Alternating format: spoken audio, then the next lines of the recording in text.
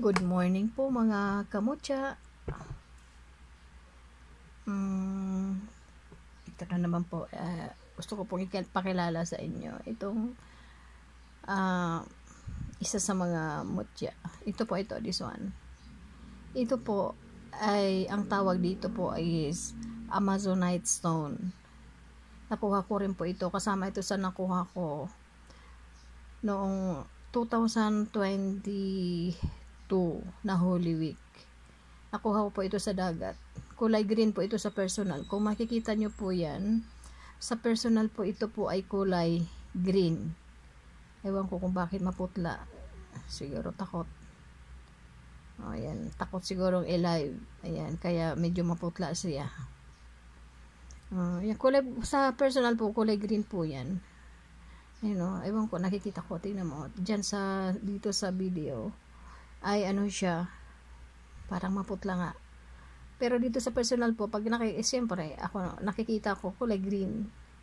So, wag na lang natin pong pansinin na siya po ay medyo kinakabahan na humarap sa public. So, ito po ang ang Amazonite stone. Ito po, kung meron po kayong mga ganito green na kulay, so galing sa nature po ito. So, ang ganitong ang ganitong bato, very rare po din po ito. So, bibihira lang po tayo. Rare na nga, bihira pa.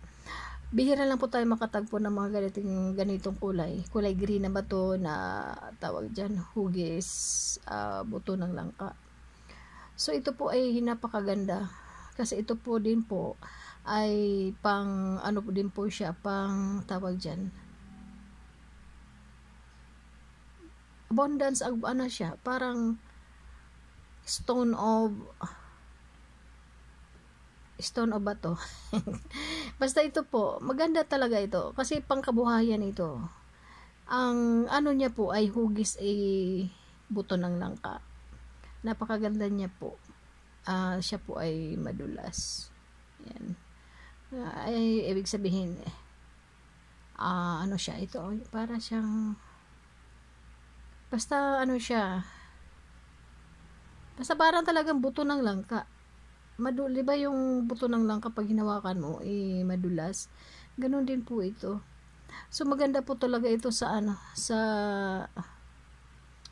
stone of prosperity. So, ibig sabihin pangkabuhayan, pangswerte ng sa pang araw-araw na kabuhayan sa lahat.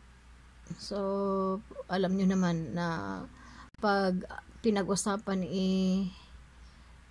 ba yung tawag dyan, buto ng langka, ang dulo talaga nyan kaswertehan. Kulay green po ito sa personal. Ewan ko bakit namutla, ayoko magtanong. Ayun po, ito po ang ibig sabihin ng Amazonite stone is siya, often referred to as the hope stone. Ibig sabihin, bato siya ng pag-asa. Halimbawa, nawawalan ka ng pag-asa, di syempre, hanggat mayroon ka mga ganito, dahil ito nga bato ng pag-asa. So, ibig sabihin, magiging mo vision sa yung sa future. Kumbaga, magkakaroon ka ng tawag dyan, liwanag ng kaisipan na hindi pala tayo dapat na dali-daling mamawalan agad ng pag-asa. So, ibig sabihin, laging andyan yung hope, umaasa o pag-asa. Siyempre, kailangan din natin kasi ang katumbas kasi ng pag-asa is prayer. Ngayon, kung wala kang prayer, wala kang prayer everyday. So, ibig sabihin, hindi papasok po ang hope. Kasi ang papasok dyan lagi sa ating kukuti is ang mga negative. So, andyan yung pagiging bugnutin natin. Andyan yung madali tayong nagagalit sa ating kapwa. Andyan na nagiging parang wala tayong tiwala sa ating kapwa. So, lahat na yan parang yan salungat ng hope. Puro negative na po ang papasok. So, kung meron po tayong mga ganitong klaseng stone, maganda rin po itong pag-ingatan, lalo pat maganda din po ito sa business. it is said to release negative energy and restore the feelings of hope and joy that may be missing from one's life. O, diba? So, yun ang sinasabi talaga. Kasi mayroong mga tao na parang pakiramdam nila hanggang dyan na lang sila. So, ibig sabihin, hindi sila lumalabas sa kanilang comfort zone. So, pagka mayroong kang mga ganito po, mahilig po tayong mag-collect ng mga ganito. Isa din po ito na binibigay ng Diyos Ama na maging natin. So, ibig sabihin, the more kasi na nagkukulik tayo ng mga ganito, is the more na pumapasok sa atin ang Espiritu ng Diyos Ama. So, ibig sabihin, bibigyan tayo, hindi tayo pababayaan. Sa mga madaling tulad ng mga taong nabibiktima ng mga taong mga mandarambong, siyempre pakiramdam mo hindi ka yung parang walang hustisya ang lahat, pakiramdam mo wala kang kakampi. So pag mga ganito po, gumagawa po ito ng paraan para kung ano man ang mga nangyari sa'yo, sila po itong mga ganitong mga uri ng mga stones, magpo-protect din po ito. At ito po ay gagawa ng paraan upang ikaw ay magkaroon ng hustisya kung ano man ang pinagdadaanan mo. So, sa mga ganito po, yung iba kasi, hindi talaga naniniwala. Wala akong pakialam doon, basta ako'y naniniwala. Ganun lang po naman kasi, dito po kasi sa mundo, di ba mahiwaga naman ang pagdating natin sa mundo, although sabihin natin na, dahil kay nanay kay tatay, hindi yun. Kasi, dahil kay nanay kay tatay, pwede namang nasa tiyan pa lang ikinuha ka na eh. Dahil talaga, may purpose ang buhay natin sa mundo. So, ibig sabihin yung mga ganito, mga stone, nagbibigay talaga ito ng swerte, or protection, or, yun, yung mga feeling of, parang useless ka na, parang walang direction ang buhay mo. Hindi, pagkat mga ganito po, mayroon kang, ibig sabihin, laging punong-puno ng panalangin ang iyong isipan. Ibig sabihin, andyan lagi ang pag-asa. So, it is, it encourages communication and help individuals speak their truth. Na ibig sabihin, kumbaga, kung ano ang tama yung gusto mong iparating. So, ibig sabihin magiging strong ka. Kasi may mga time kasi na parang gusto mong sabihin yung totoo. Ngayon hindi ka naman paniniwalaan. So, may mga ganito ka po, mga hawak kang ganito, ibig sabihin kung ano man ang sinabi mo, kung ano man ang tao, bigla na lang maisip, totoo pala yun. Kumbaga, laging nasa iyo ang the truth and justice. Ganun lang po yun ang sikreto ng pag-aalaga natin ng mga ganitong klaseng mga stones. Kasi may purpose po ito, hindi po ito nilagay dito sa mundo para maging dito create ng Diyos Ama para gawin lang bahay o gawin lang tawag niyan, dekorasyon dito sa lupa. May mga purpose po ito.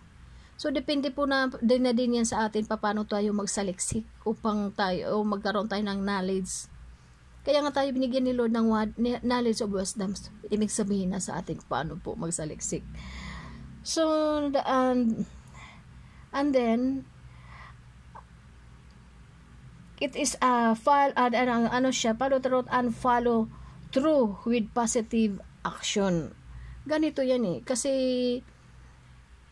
kumbaga, basta't alam mo ikaw ay nasa tama ang sinasabi mo, magiging malakas ang loob mo. So, ibig sabihin, magiging powerful ka sa laban sa mga taong gustong sumira sa'yo. So, ibig sabihin, walang makatibag sa'yo. Basta ikaw po ay nananalangin at meron ka mga protection dahil ito po ay binigyan na talaga ng Diyos Ama ng kapangyarihan. Ito po ay nakarating sa'yo na mayroong purpose. So, ito ang magiging shield mo to combat sa mga taong bad around us. So, and it is great stone for visualization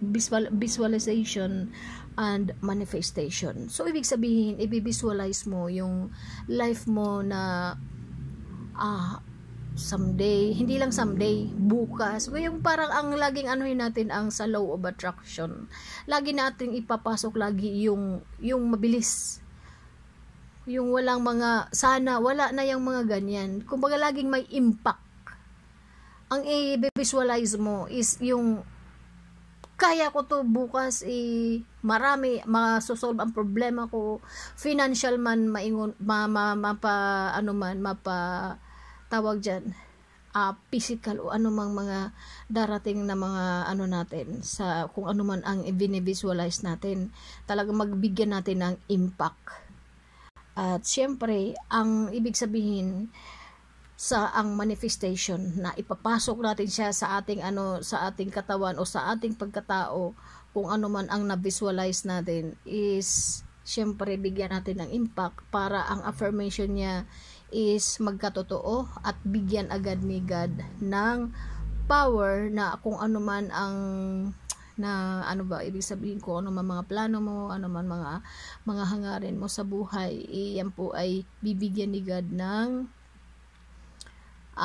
tawag dyan, power na makamit mo kung ano man ang mga hinihiling mo o ano ang na i-visualize mo sa buhay.